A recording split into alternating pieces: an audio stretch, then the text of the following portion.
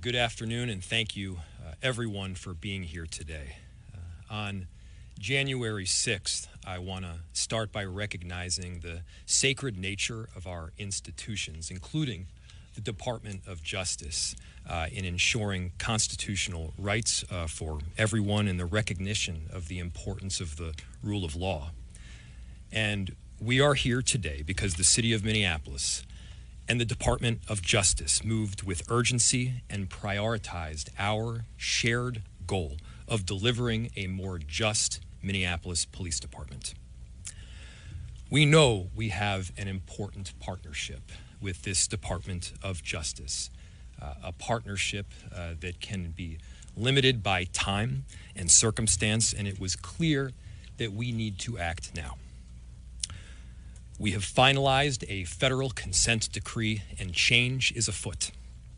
In 2020, George Floyd was murdered by a Minneapolis police officer, a tragedy that resonated across the globe, a tragedy that was felt by people across the world, but specifically the residents and neighborhoods in our city, and felt most acutely by Black residents in Minneapolis. This legally binding agreement will give the city additional tools and the clarity as we continue doing the hard work about building trust and accountability in our communities. This is an incredibly important agreement. It's a good agreement. And at the same time, I want to be honest with every resident throughout our city. It is not a panacea. There aren't any shortcuts, and success is not guaranteed. We got to work for it. Success will require buy-in from the Minneapolis Police Department and the officers that are charged with protecting and serving every resident and every visitor to our city. Success will require strong community partnerships and collaboration across many neighborhoods. Success will require consistency, clarity, and accountability across elected leadership, and that includes me. I'm committed to making sure that our city, our staff, our leadership team from Commissioner Barnett to Chief O'Hara have the resources that they need in order to succeed. We have heard loud and clear from people across the world. Minneapolis deserves wholesale change. Justice and accountability must be tangible. Not just words on a paper, but a reality that is lived in every interaction with every police officer in our Minneapolis Police Department. And the need for police reform, it did not start with George Floyd's murder, and it does not end with the signing of this consent decree. Rebuilding trust must be a daily practice. And over the last several years, we've positioned ourselves to do this work, to see through that wholesale change, and to drive forward with the necessary reforms that people rightfully demand. Work has been happening every day, and because of this, I know we are well positioned. We are well positioned to move forward with this consent decree. We've established an Office of Community Safety to provide a comprehensive approach to safety in our city. We've expanded our mental health response to 24 hours a day and 7 days a week. We've revised policies involving the use of force. We've doubled down on violence prevention. We've done the necessary work to pilot innovative programs that go well beyond but also include policing. And we've invested millions of dollars in reform, into staffing, into the tools and programs that can and will ultimately last in a permanent fashion. And we've also built out an implementation team, which has already begun enacting change spelled out under the state settlement agreement. And today, we take another step to build on this work. This consent decree outlines the necessary change that we need to see for essential trust to be built. While the Assistant Attorney General, Kristen Clark, and our Chief O'Hara will get into many of the details, the most important thing that I wanted to note is that this consent decree provides a clear path forward. It notes the objective standards that we need to hit. Our administration will wake up every morning and we will go to bed every night with the clear goals in mind that we need to hit. The clear goals that aren't going to change with political wins or shifts of administrations. It's signed with a solidified document and one that we are committing to permanently, not just for the period that this consent decree lasts, but for generations to come in the city of Minneapolis. This is the kind of change that we, together, are signing on to. The reforms in this consent decree are not just about changing of policies. They're changing how our residents feel about our city, how they experience interactions with police officers. And this change is underway. The change is afoot. There's so many people that I want to thank. I want to begin by thanking the Department of Justice, specifically the Assistant Attorney General, Kristen Clark, who we are truly honored to have us with us here today. Together, we saw the importance of getting this work done, of seeing through this wholesale change, and meeting the magnitude of this moment. Thank you. Thank you for your partnership.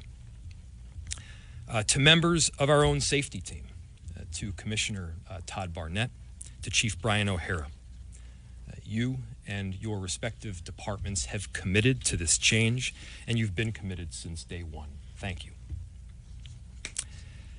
To the entire Minneapolis Police Department, you're going to rise to the occasion. We're going to rise to the occasion together.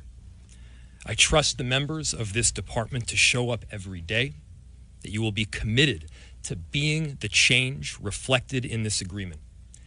You have the ability, you have the obligation, and you have the responsibility to set the tone and show the rest of the country, in fact, the rest of the world, what good constitutional policing looks like. We have high expectations for your work, and we'll also help you meet this moment. To those who helped craft this agreement, led by City Attorney Kristen Anderson, you have put in a tremendous amount of work, both you and your team. It's a 167-page document, and your commitment and your dedication to acting both with urgency but also making sure that we got it right will help residents of our city for generations to come. And most importantly, I want to thank the people of Minneapolis. This decree was not created in a vacuum. It came from talking to you. It came from very intentional engagement.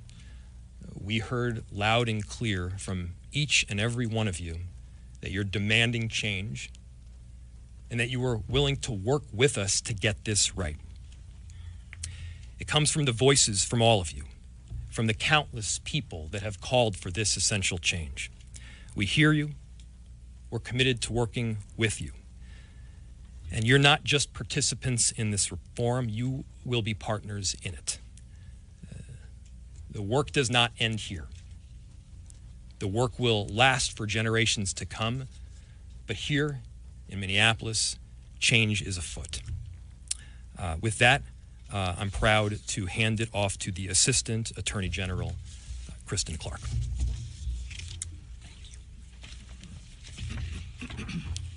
Kristen Clark, Assistant Attorney General for Civil Rights at the U.S. Department of Justice. I am so pleased to stand here today with Mayor Frey and Minneapolis Police Department Chief O'Hara. Today, the Justice Department and the City of Minneapolis have agreed to a court-enforceable consent decree addressing the United States findings that the City and Police Department engage in a pattern or practice of conduct that violates the Constitution and federal law. The Justice Department's investigation found that the police used excessive force, unlawfully discriminated against Black and Native American people in its enforcement activities, violated the rights of those engaged in protected speech, and together with the city, discriminated against people with behavioral health disabilities when responding to calls for assistance. These are severe problems that require a strong remedy. But today is a new day. The consent decree that we are announcing today is robust and comprehensive in scope. The decree focuses on 4 core goals: promoting constitutional policing, strengthening trust and public confidence in law enforcement, promoting public safety, and ensuring freedom from discrimination and bias. The decree sets forth remedies to address the problems identified in our findings. These remedies include limiting use of force, closely regulating or eliminating some types of force altogether, and adopting a system to thoroughly and fairly investigate uses of force. Ensuring officers intervene to prevent unlawful uses of force and that they seek prompt medical care as needed. Avoiding unnecessary stops by focusing traffic enforcement on improving public safety. Regularly assessing whether the police department's enforcement programs are causing racial disparities and taking action to avoid those disparities. Protecting journalists from retaliation by law enforcement and safeguarding their right of access during demonstrations so that they can report to the fullest extent possible. Protecting the right to engage in demonstration and protest by focusing on de-escalation, limiting use of militarized tactics and restricting use of force, including by barring the use of CN gas, a dangerous type of tear gas. Supporting the city's non-police behavioral health response program with the goal of not using police officers to respond to people with behavioral health needs where there's no need for a law enforcement response, and avoiding the use of handcuffs on children under the age of 14. I want to turn now to our next steps. Today, we are filing a complaint in federal court that outlines the violations of law identified during our investigation. We're also asking the court to issue an order approving the terms of the consent decree. We're also seeking the designation of an independent monitor and have asked the court to appoint effective law enforcement for all, which is evaluating the city's compliance with a settlement with the Minnesota Department of Human Rights to monitor implementation with the federal consent decree. This appointment will promote efficiency in monitoring and help ensure that the city and police department are able to build on the work that they've already been doing to comply with the state settlement. We believe that these reforms can be instituted swiftly. The Justice Department will move to terminate provisions of the decree as full and effective compliance is achieved. We are confident that Minneapolis will comply with the consent decree's requirements, as the city has already been taking a number of important steps along the path to reform. For example, MPD policy now prohibits neck restraints, and officers cannot use crowd control weapons without approval of the MPD chief. Following the 2022 death of Amir Locke during a no-knock warrant execution, MPD banned their use. And the city has already launched a promising behavioral health response program so that trained mental health professionals will respond to calls for service that do not warrant a police response. Building on all of this momentum, we have every confidence that the Minneapolis Police Department will emerge from this process a more trusted and an even more effective law enforcement agency.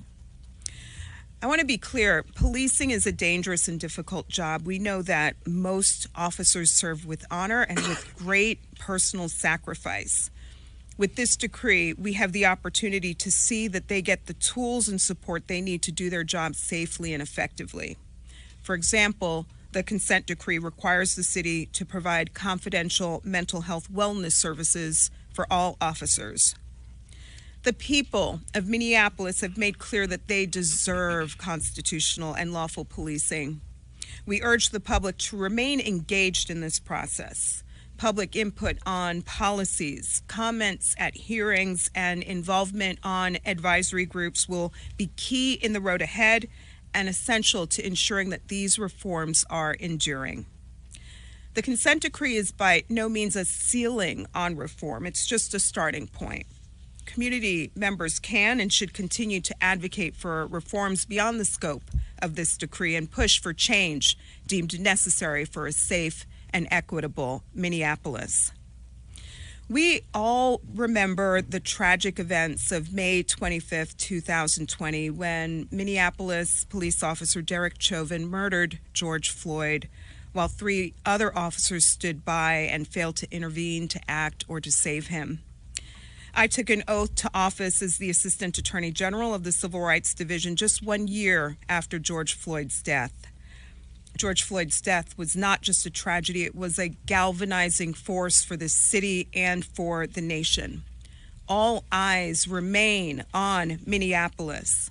And with this consent decree, we now have a roadmap for reform that will help this community heal while strengthening trust between law enforcement and the people they serve.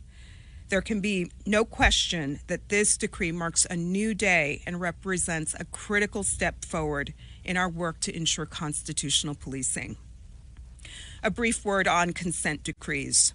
Consent decrees in the policing context are important vehicles for protecting the civil and constitutional rights of people living in communities where they have identified pattern and practice violations. They help us avoid contested litigation and put communities immediately on the path to reform and transformation. When entered by the court, the Minneapolis consent decree will be the 16th policing pattern or practice consent decree and settlement agreement that the Justice Department is currently enforcing. 30 years of experience makes clear that consent decrees continue to be successful in achieving reform. Cities that have worked collaboratively with the Justice Department have made important, tangible progress toward better, safer, and lawful policing. For example, the Seattle Police Department has reduced the use of force in crisis incidents to less than 2% of such incidents, and the majority of force used, 65%, is now low level. In Portland, the police department has significantly reduced the use of tasers, and when officers do use them, they comply with police and national standards. In Newark, officers now conduct stops in compliance with constitutional standards, and the city developed promising and successful public safety systems that include the community, like a community street team of non-police responders. These efforts have been successful at reducing the burden on law enforcement and reduced crime, which is down 40% since we entered the decree. In Albuquerque, nearly 5% of the call volume to the Albuquerque Police Department is now diverted to the Albuquerque Community Safety, which sends teams of civilian responders to assist people with behavioral health needs. And in New Orleans, the police department went from a high of 22 critical incidents in 2012 to a low of 5 critical incidents in 2023. I want to close by again thanking Mayor Frey and Chief O'Hara for their tremendous leadership. I also want to recognize my team, the dedicated career attorneys and professionals in the Civil Rights Division and the U.S. Attorney's Office for the District of Minnesota, who worked jointly on this important matter. They worked closely with police professionals and experts at every stage of this process. They are and always have been the true backbone of the Justice Department. You'll now hear from Chief O'Hara.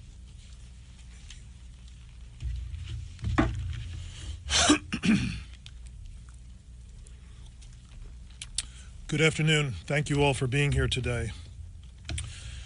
Today marks an important and pivotal moment in the history of the Minneapolis Police Department and for the people that we serve. We are here to reaffirm our commitment to accountability, transparency, and a future where reducing crime and earning community trust go hand in hand. I want to make it clear, this is not the beginning of our efforts to reform. Much of the hard work to improve this department has already been underway as part of our settlement agreement with the state of Minnesota. This agreement builds upon those efforts and sets a framework to guide continuing transformation. I have experience leading a department through a federal consent decree. In Newark, we proved how reform can lead to meaningful change. That happens through strong leadership, community collaboration, and a true commitment, not just to our community, but to the men and women of our police department as well. Since becoming chief 2 years ago, my mission has been clear: reduce serious crime while earning community trust, and rebuild this police department. Since 2020, a department that typically had 900 officers has lost more than 500. The consent decree presents an additional challenge, but it is also an opportunity. We are not going to just comply with its terms, but we will exceed expectations and we will make change real for people on the street. Saving lives and keeping people safe is our core mission, but it's not something that we can achieve alone. It requires collaboration with our partners and with our community. Together, we will make Minneapolis a place where everyone feels safer and they know that Minneapolis cops will have their back. We are committed to engagement with our community through this process and to holding ourselves accountable. That's the point of these consent decrees, to create an organization that is capable of self-correcting. The consent decree will serve to help build on the progress already underway. In accordance with our state settlement agreement, we have been revising our policies to provide clear, consistent guidance to our officers. And we have been investing in additional training so that our officers can have the tools, skills, and knowledge that they need to succeed. This includes seeking community feedback in our policy and training development so that the community can have a voice in this process. Dozens of new policies and trainings are in the process of being implemented and will soon be implemented this year. But with today's announcement, Minneapolis becomes unique. We'll be the first police department to enter into an agreement while also having one in a state court. While this is an added challenge, Minneapolis is also the first to have a head start. We've already created an implementation unit to implement these requirements. We've already held dozens of town meetings around our city and with specific communities to get community input. We've implemented compliance checks to take action quickly and provide corrective behavior, and implemented a force investigations team specifically to review use of force. This consent decree supports that work and enhances all of that work that's already underway. Like the state settlement agreement, this agreement is more than just a checklist of tasks and projects to accomplish. It is a commitment to the sworn and professional staff of the Minneapolis Police Department that leadership will support you. Modern policing is demanding, and our officers deserve our support. We are committed to improving staffing, updating equipment and facilities, and expanding wellness programs to ensure every member of the MPD has what they need to meet the challenges of this profession. Too many times, systems have failed the good men and women of this profession. Thank you to everyone in community that has been working with us. I want our residents to know that we will continue to be responsive to their concerns. And in every enforcement action we do, we will be as precise as possible. We will aim to reduce crime while earning your trust. That is the key to effective crime reduction. You cannot reduce crime and maintain those reductions over time unless you are also doing it in a way that earns trust with the community. Our police department will continue to be the department that more and more people in our community and around this country can be proud of. While the independent monitor will help evaluate our progress, the responsibility to make this a success and to achieve not only compliance, but to achieve that change on the street rests with us, the men and women of the Minneapolis Police Department. And I am confident that the resilient and incredibly dedicated professionals that staff it are up to this challenge. To those sworn members and the professional staff of the Minneapolis Police Department, thank you for your dedication to duty. Thank you for your resilience in the face of unprecedented challenges over the last few years. I have come to see, I have learned your passion, your commitment, and together, without question, this police department has turned a corner. Together, we will continue to rebuild the MPD, make our city safer, and become the best police department in America. We will now take questions. Please raise your hand if you have a question. When called upon, please repeat your full name and media outlet. We're going to start with Dina. Just wondering what confidence you have. Is there any concern about whether this can go through before Trump takes office January 20th, and how that would affect this consent decree? This investigation was carried out by the dedicated career professionals of the Justice Department. The Justice Department has always been focused on ensuring public safety and protecting civil and constitutional rights. It's what brought us here, and we're proud to have submitted to the federal court today a consent decree that bears the signatures of the federal government. All right, Ernesto. Thank you. Ernesto Lobaño with the New York Times. Just following up on that, is there anything holding the incoming Trump administration back from just saying they're not interested in pursuing this and opting out of the continued enforcement of this agreement? And separately, I'm wondering what took so long? It's my sense that in the Obama years, consent decrees were hammered out more quickly. In the Biden administration, we've seen consent decrees that have been negotiated for several years. Wondering if we could speak to kind of the logistics of how you get these across the finish line and why in recent years they seem to be taking longer to negotiate. But first, there is no cookie cutter approach to this work. We were exhaustive and comprehensive in our investigation and swiftly got to the table with city officials to negotiate the consent decree submitted to the court today. We moved forward earnestly, recognizing the urgent need and desire for constitutional policing in this community. I'll tell you that sum total of our work is not just about entering consent decrees. It's about breathing life into these documents and achieving real reform and transformation.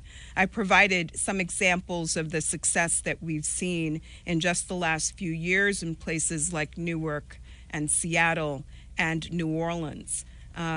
This is time-intensive work that yields tremendous benefit for communities on the back end, but it's important that we get it right.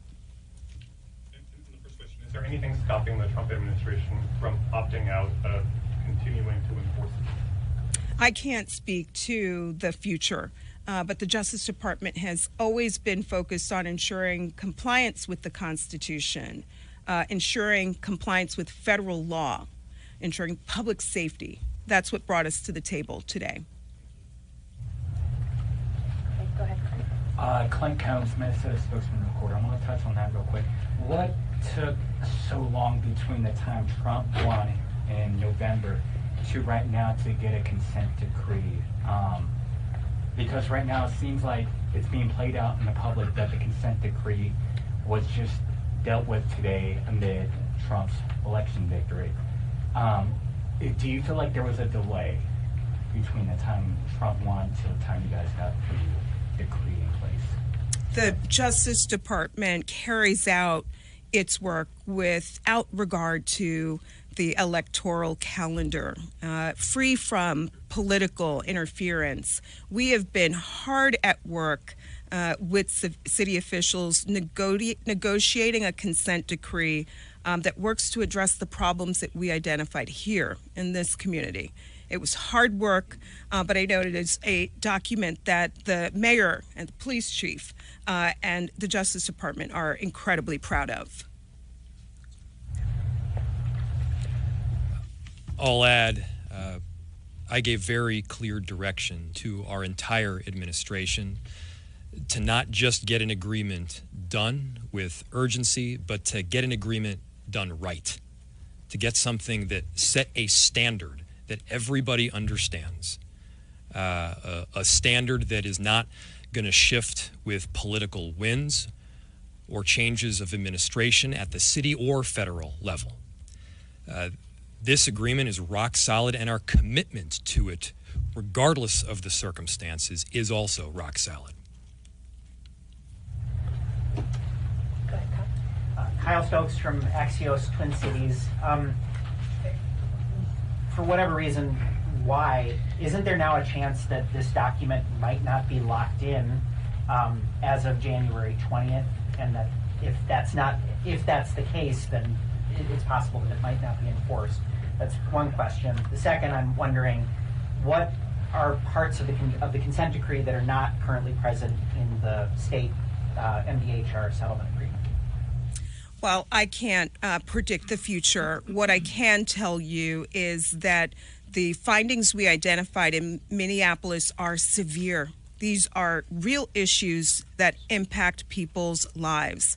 The community wants reform. The city wants reform. The police department wants reform. And the Justice Department stands here today as a full partner in the effort of achieving reform and transformation for this community.